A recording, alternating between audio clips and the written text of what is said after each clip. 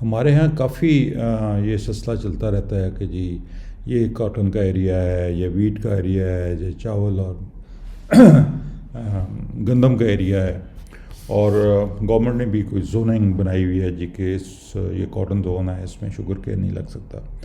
ये basically lack of understanding है, और उसकी मैं आज इस वीडियो में आपको एक्सप्लेन करूँगा कि क्या कुदरती निज़ाम किस तरीके से चल रहा है। सबसे पहले तो ये आप वीडियो देखिए कि इस वीडियो में कॉटन और शुगर केन यानी कि गन्ना और नरमा कॉटन इकट्ठी लगाई गई है, सिर्फ ये दिखाने के लिए कि आपको अंदाज़ा हो सके कि इनका आपस में इकट्ठे होके रहना और लगाना कोई मुश्किल का काम नहीं है। कोई इसमें पौधों को, ना कॉटन के पौधों को कोई प्रॉब्लम होती है, ना ही शुगर केन के पौधों को कोई प्रॉब्लम होती है। अब इस दोनों फसलों में, शुगर केन में भी और कॉटन में भी कोई प्लॉइंग नहीं की गई, उसी तरह पुराने बेड्स पे लगाई गई हैं। कोई फर्टिलाइज़र दोनों फसलों को नहीं दिया गया, कोई पेस्टिसाइड वगैरह किसी किस्म की भी नहीं दी गई। आप ज़रा कॉटन की हालत में अंदाज़ा करें और शुगर केन की हालात देखें, तकरीबन 80% से भी ज़्यादा पानी जो है वो हमने इसमें सेव कर लिया है। सो अगर आप इस एग्जांपल को देखें तो हम कॉटन और शुगर केन दोनों को इकट्ठा लगा सकते हैं, कोई जोनिंग की कोई मसला ही नहीं है। आप लोग कहते हैं जी कि शुगर केन जो है ये पानी का गशर है, यानी कि इतना ज़्यादा पानी पीता है कि वो हवा में इतनी नमी कर देता है कि जिससे कॉटन वगैरह जो है वो इफ़ेक्ट होती है, उसके ऊपर सकिंग इंसेक्ट और बाकी जो माइट्स वगैरह का बहुत ज़्यादा हमला होता है।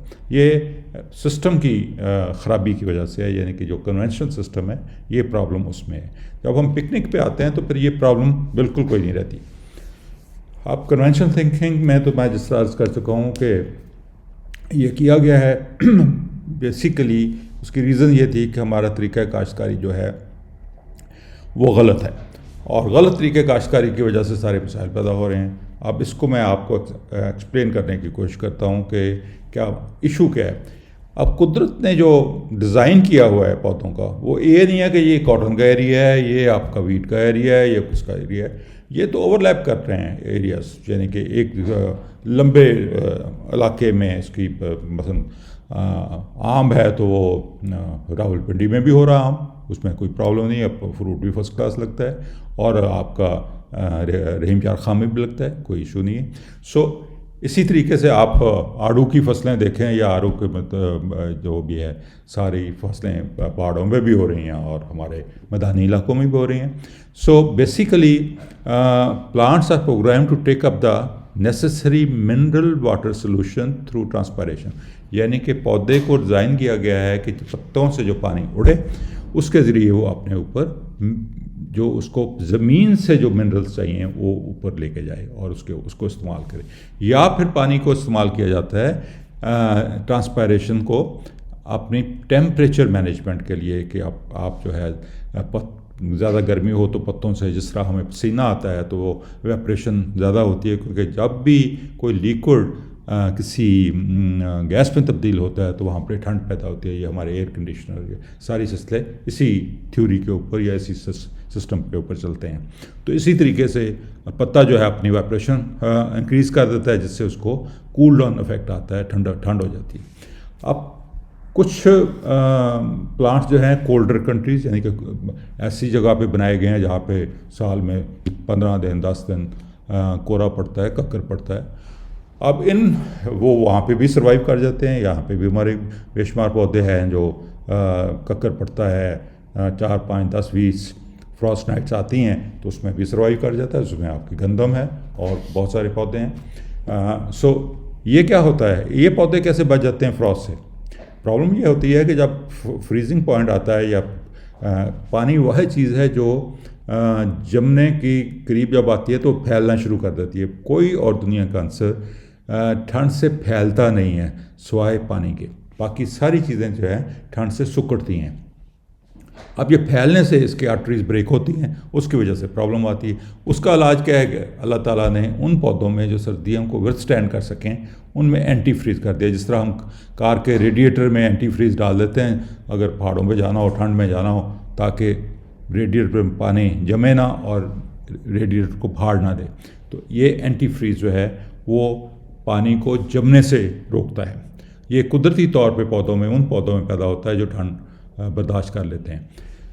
और उसके अलावा कुछ नस्लें, कुछ पौधे, आड़ू की सारी किस्में जितनी भी हैं ये अपने पत्ते गिरा देती हैं, क्योंकि इनकी जड़ें जो हैं उनको सही टेम्परेचर में मेंटेन, अगर जड़ें फ्रीज हो जाएं तो फिर पौधा मर जाता है। ये पत्ते कुदरती तौर पे शेड होते हैं ताकि ज़मीन के ऊपर मल्च बन जाए अच्छे तरीके से। और मल्च जो है ये इंसुलेशन का काम करती है। ये इंसुलेशन करके ज़मीन का दर्जा हरारत जो है वो मॉडरेट रखती है। और फिर पौधा जो है जब पत्ते गिरा देता है तो वो डॉर्मेंसी में चला जाता है।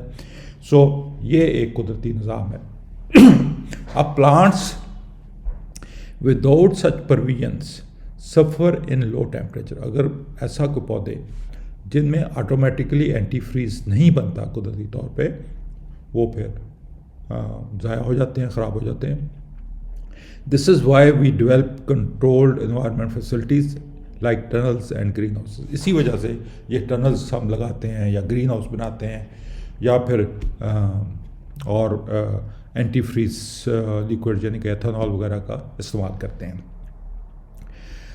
अब प्लांट्स विद एंटी फ्रीज यानी कि प्लांट्स जिसमें एंटी फ्रीज होता है वो तकरीबन हर जगह ही ग्रो किए जा सकते हैं, कोई उनको मसला नहीं ग्रो करने का। सिर्फ एक मसला आता है कि सख्त गर्मी में उनकी ट्रांसपरेशन की रिक्वायरमेंट यानी कि पानी जो उड़ रहा है उसकी रिक्वायरमेंट पूरी हो रही है कि नहीं हो रही। सॉइल के अंदर पानी अच्छे तरीके से प्रिजर्व होना चाहिए, सॉइल के अंदर रूट सिस्टम उनका अच्छी तरीके से डेवलप होना चाहिए और सॉइल के ऊपर अच्छे तरीके से थिक ऑर्गेनिक मल्च होनी चाहिए ताकि आपका जो सॉइल टेम्परेचर है वो अच्छे तरीके से मेंटेन रहे, मॉडरेट रहे, सूटेबल रहे फॉर द प्लांट्स। और उसके बाद अगर आप ये नहीं करेंगे तो पौधे जो हैं पहले कुमलाएंगे, विल्ट करेंगे जिसको कहते हैं, और उसके बाद मर जाएंगे। सो अगर हम पिकनिक पे जाते हैं तो फिर ये सारे मसले जो हैं हल हो जाते हैं। अच्छा, very little transpiration is required for mineral, यानी कि जो खुराक पौधे की, यानी खुराक क्या है, जो मिनरल्स पौधे के ज़मीन से पौधे ले रहे होते हैं, जो 5% से भी जिनकी तादाद कम होती है, परसेंटेज कम होती है, वो उसको ऊपर लेके जाने के लिए तो पानी बहुत ही थोड़ा चाहिए, यानी कि चमचियों के हिसाब से पानी चाहिए। आप देखिए कि जो ठंडे इलाके में पाइन के दरख्त हैं वहाँ क्योंकि सारा साल सर्दियों में ठंड होती है, गर्मियों में भी मौसम मुतदल रहता है, बड़ा अच्छा रहता है, वहाँ पे जो पौधे हैं उनके पत्ते देखें पाइन के जिस तरह सुइयाँ होती हैं, और पत्ता जितना चौड़ा होगा उतना ही उसकी पानी उड़े जल्दी ज़्यादा उड़ेगा, ट्रांसपरेशन रेट ज़्यादा होगा। तो इसलिए जो पाइन ट्रीज़ हैं उसके पौधे की ट्रांसपरेशन रेट उतना ही उसको चाहिए जितना उसने मिनरल अपटेक करनी है सॉइल से, इसलिए उसके पत्ते इतने बारीक हैं। सो जोनिंग जो है ये for humidity is not relevant, यानी कि ख़ास तौर पे पिकनिक के ऊपर जब आप जोनिंग की बात करते हैं तो ये रेलिवेंट बात नहीं है। Crop has a natural provision and protection for higher humidity, यानी कि कुदरत ने सॉइल के अंदर पौधों को जो मिनरल्स की रिक्वायरमेंट पूरी करने के लिए और पौधों की हिफाजत करने के लिए, सकिंग इंसेक्ट के अगेंस्ट या बाकी बीमारियों के अगेंस्ट, कुदरत ने अपना एक इंडिपेंडेंट निज़ाम बनाया हुआ है, प्रोवाइडेड हम उसको चलने दें, उस निज़ाम को डिस्टर्ब ना करें।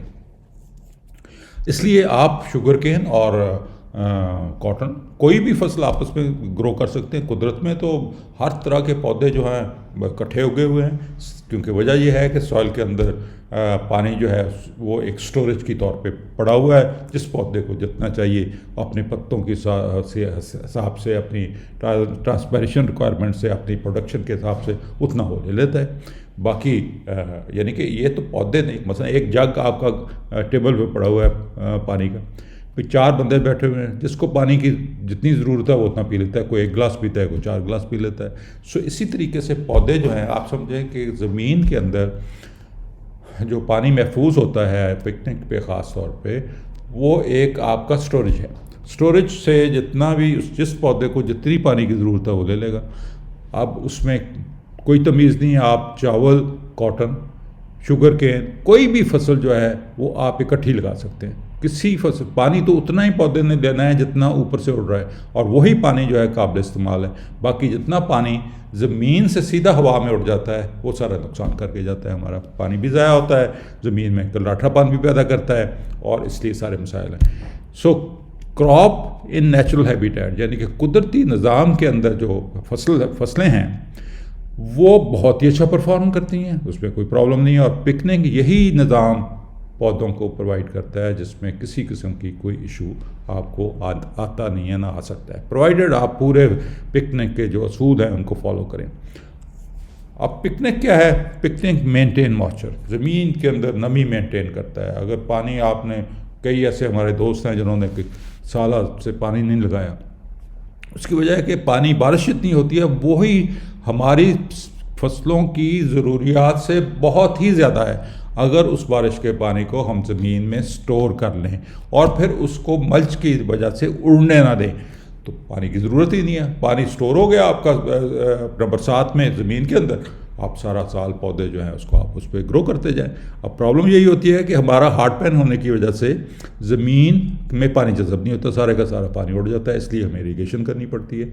सो अगर हम हार्ड पैन तोड़ के पानी को सारे को महफूज कर लें और उसके बाद फिर उसके ऊपर अच्छे तरीके से मल्च करके उसको उड़ने ना दें, ट्रांसपेरेंट यानी कि उसकी कैपिलरीज के ज़रिए उसको वेपरेशन ना होने दें। जब वेपरेशन नहीं होती तो पानी सारा महफूज है, उतना ही इस्तेमाल करेंगे पौधा जितना कि पौधे की ज़रूरत है। इस पर मैंने एक स्लाइड भी बना के आपके साथ शेयर की थी कि कितना पानी जो है 500 या 600 मिलीलीटर अगर बारिश होती है, मिलीमीटर बारिश होती है, तो कितने हज़ारों लीटर, लाखों लीटर पानी जो है वो एक खेत के ऊपर गिरता है। और सारा पानी जो है वो ज़मीन के अंदर जज़ब हो जाए तो उसका तो 20% भी हमारी फसलों को सारे साल में ज़रूरत नहीं होती।